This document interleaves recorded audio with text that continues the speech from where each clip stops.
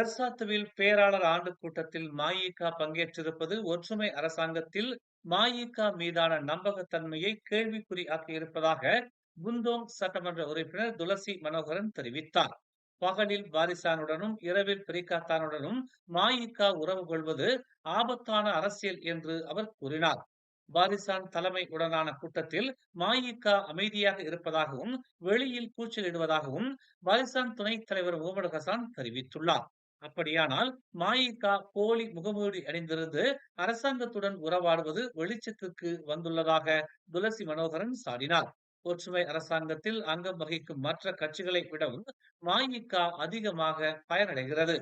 உண்மையில் மஇகா தேவையில்லாத விருந்தினர் என்றும் ஒற்றுமை அரசாங்கத்திற்கு தேவையில்லாத சுமை என்றும் துளசி மனோகரன் கடுமையாக சாடினார். இதே போலவே கடந்த காலங்களில் அமைச்சரவையில் மஇகா இருந்தும் எந்த ஒரு பயனும் இல்லை என்று அவர் சுட்டிக்காட்டினார்.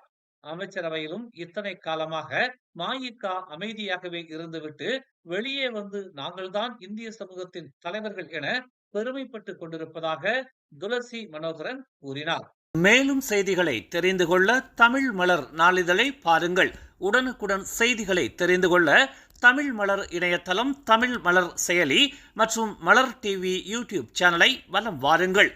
எங்களோடு இணைந்திருக்க மலர் டிவியை பதிவு செய்து கொள்ளுங்கள். உறவுகள் மகிழ்ந்திட விருப்பம் மற்றும் பகிர்வு சேவையை சொடுக்கிடுங்கள்.